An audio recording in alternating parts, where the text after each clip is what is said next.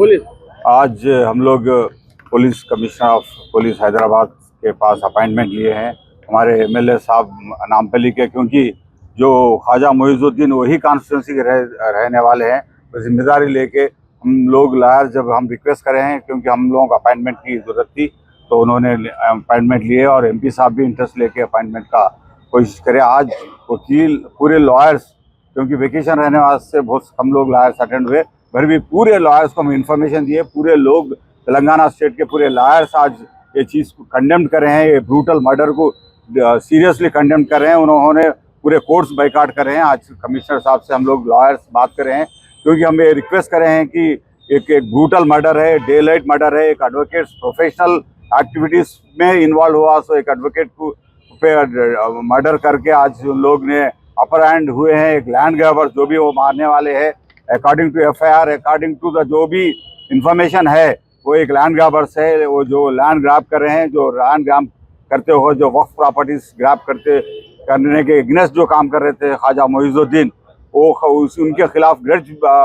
एक grudge develop कर लेके उनको आज डे लाइट में मर्डर किया गया है।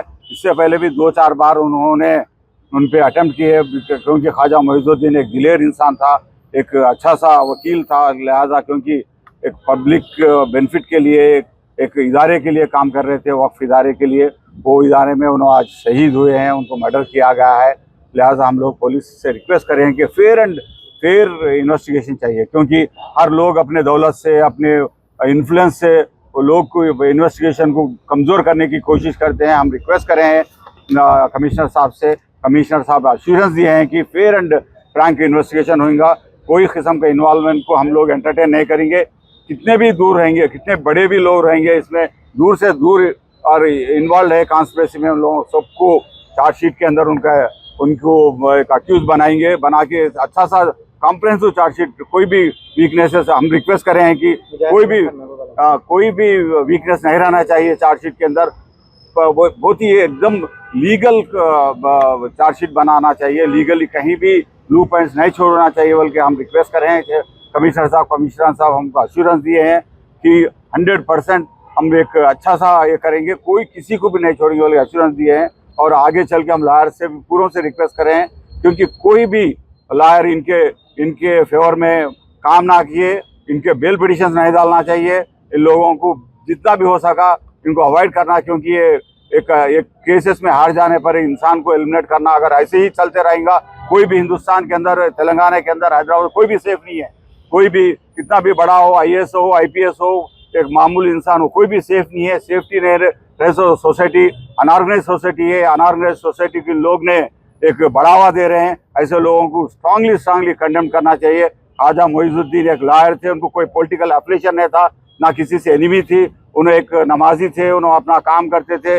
उनके सुसैर साहब एक सीनियर लॉयर है, सीनियर डिजिग्नेटेड काउंसिल गुलाम एजानी साहब थे। उनके फरजन फरहान एक अच्छे one of the best lawyer है, हाईकोर्ट के अंदर है।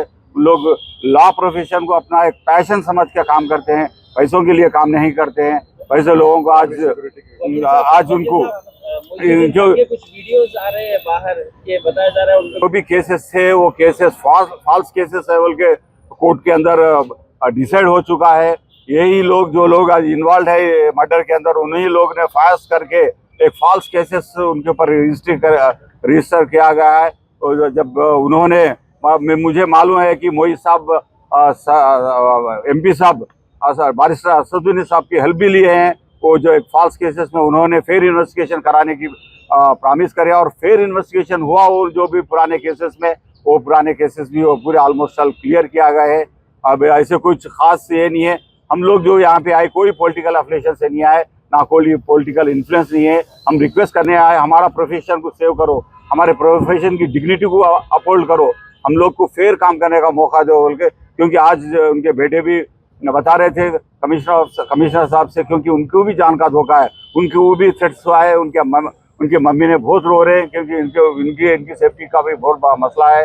हर चीज़ का आज हम लोग ने रिक्वेस्ट करे, तो कमिश्नर साहब ने हमारे तखुन दी है कि एक सिक्योरिटी भी प्रोवाइड करेंगे। अगर ज़रूरत पड़े, अगर व्यास पर कानून के तहत में अगर गन लाइसेंस देना भी रहा तो अप्लाई कर लो, गन लाइसेंस भी देंगे, क्योंकि इन्होंने बार बार इनकी जान का धोखा है बोल के बता रहे थे।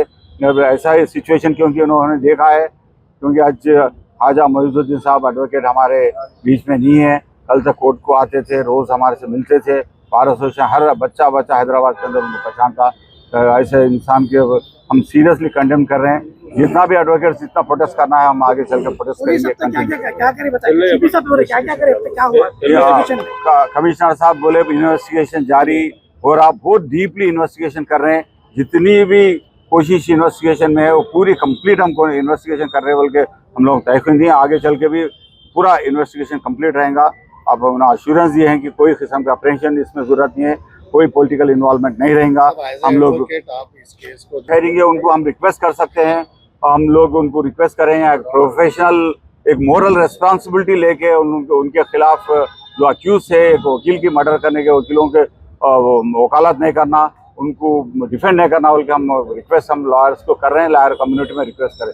जो फास्ट ट्रैक की बात है, हम लोग पब्लिक इंटरेस्ट लिटिगेशन दाखिल करेंगे हाई कोर्ट में, और जो भी है गवर्नमेंट के ऊपर डाल के हम लोग फास्ट ट्रैक कोर्ट्स को अपॉइंट करा लेंगे गवर्नमेंट से, और स्पेशल पीपी को अपॉइंट कराएंगे।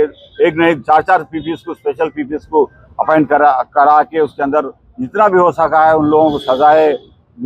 हीनस क्राइम है, रेयरेस्ट रेयर मर्डर केस है, क्योंकि only because of absolutely there is no motive to kill the individual, only motive is that to B